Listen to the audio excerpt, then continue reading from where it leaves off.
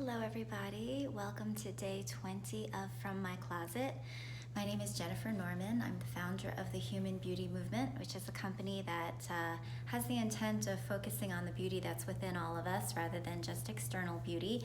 And From My Closet is a project that I began to help spread a little bit of inspiration and a little bit of thought, while also spreading a little bit of kindness and joy to everybody by giving something away from my closet with every episode.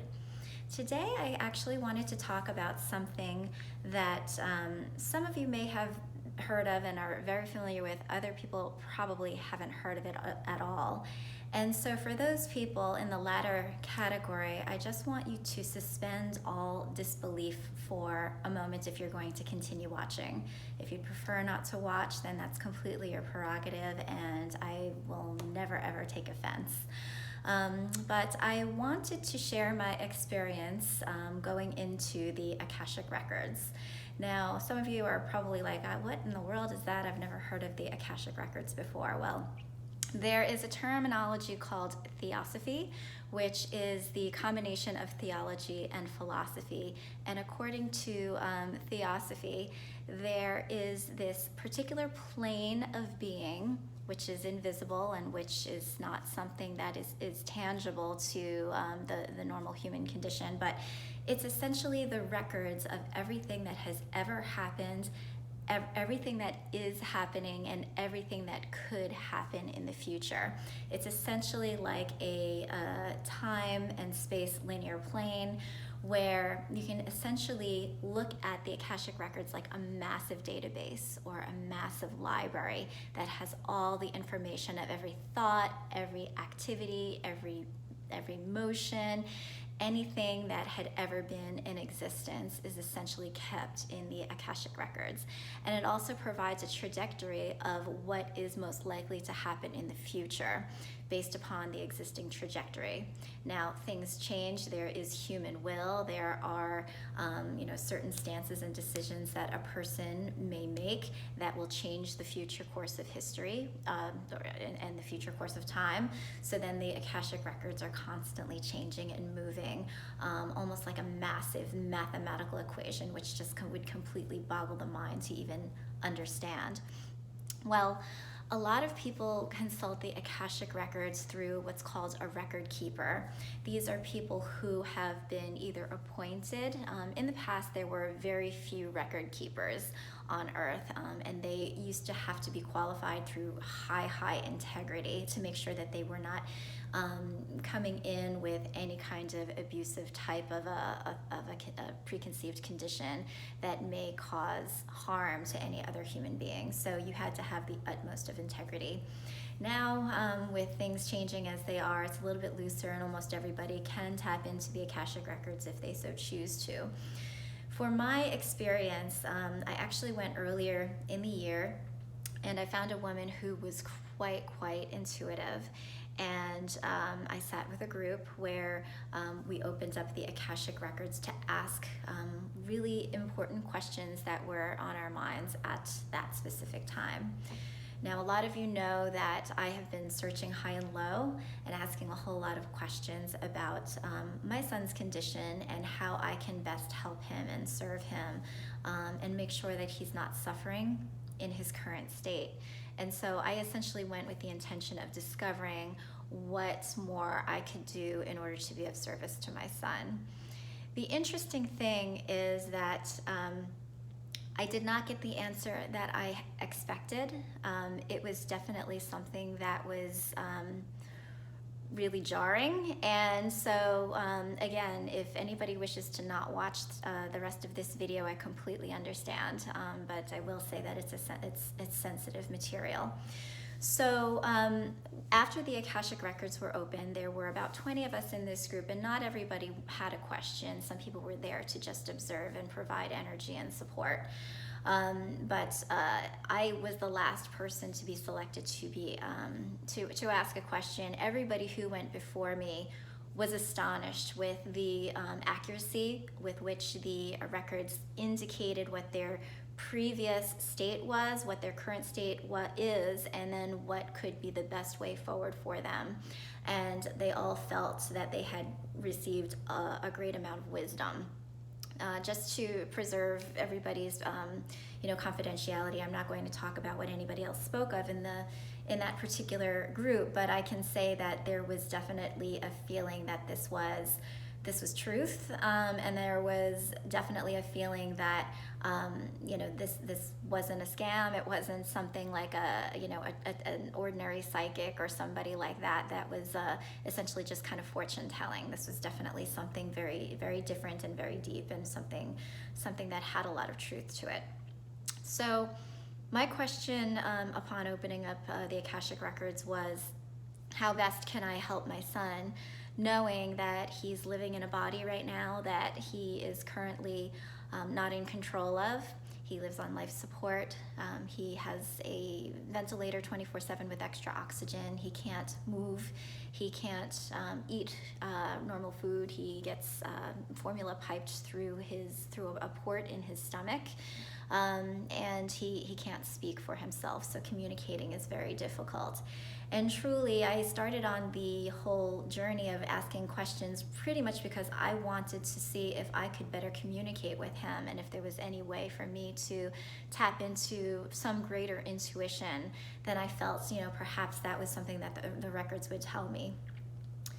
Interestingly enough, what came back was, why do humans value being human? Why do humans value being alive so much? Why is there so much glory in this particular state of being, when the spiritual side, which is when you cross over after you pass, is so much more liberating and free? And so, in not too many words, the answer that came back was, one of the best things and the most compassionate things that you can do for your son is to let him go. And so you can imagine what my feeling was when I started to hear that, and then also hear confirmation from other people that were in the room, and conversation that had started about, well, if you need people around you to support you when you're about to do this, then we can be there. We can make sure that it's comfortable for him, it's comfortable for you.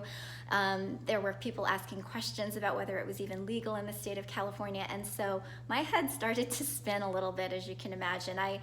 I literally was like, I stopped everybody, and I pretty much said, how can this be? How can, me ending my son's life be the most compassionate thing?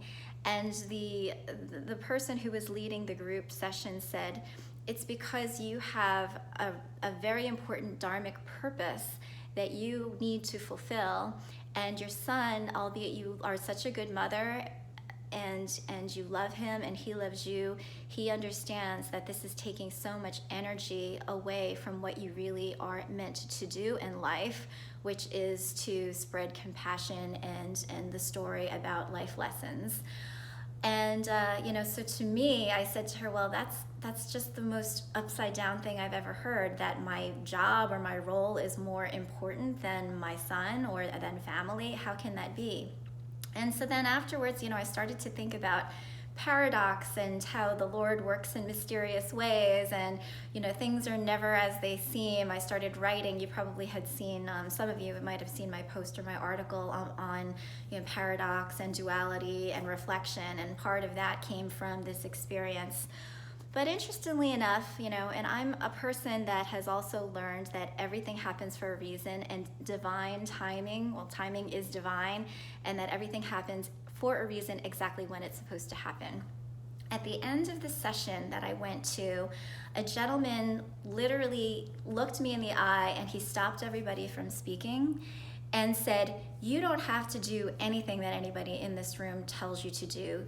The choice is yours. Ultimately, even though you're hearing things from the Akash and from people around you, you are in control of what you're going to do next. And so that really stuck with me. I remembered, gosh, and I actually watched this movie the other day. In the very first Matrix, you may remember when Neo went to go visit the Oracle for the first time because he wanted to know if he was the one. The Oracle said to him, no, I'm sorry, honey, you're not the one. And essentially, that was exactly what he needed to hear at that time in order to catalyze an equal and opposite action of becoming the one. Well, that essentially was the same decision ultimately that I had made, that I was faced with such a stark choice of black and white or yes and no. This fork in the road was so specific and was to force a specific choice in my life that I was either going to go for it or I was going to fight it like hell.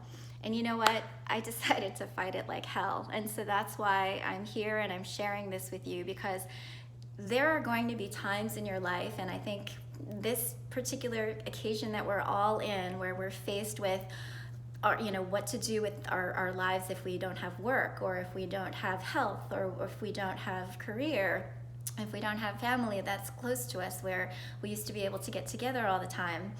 What are the things that we are going to do that are most critical? Force that choice in order to really see where you land.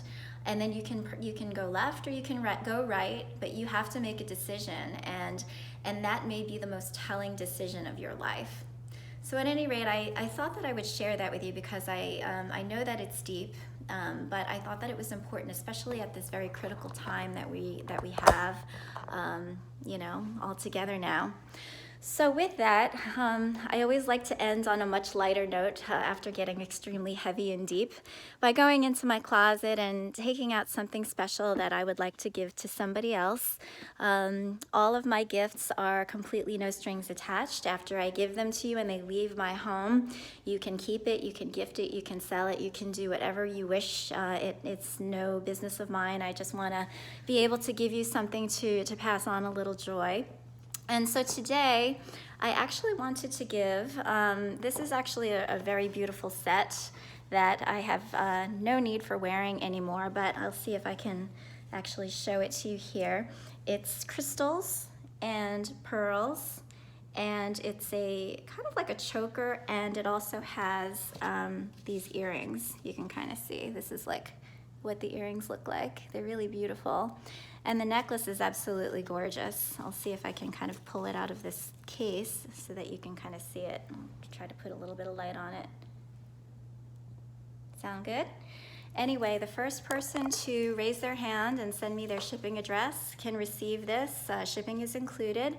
And yeah, I am just really delighted that I've been able to do this From My Closet episode series with you for 20 days. There's 10 more days to go, 10 more days of insight and giveaways. So I look forward to seeing you all tomorrow. Take care.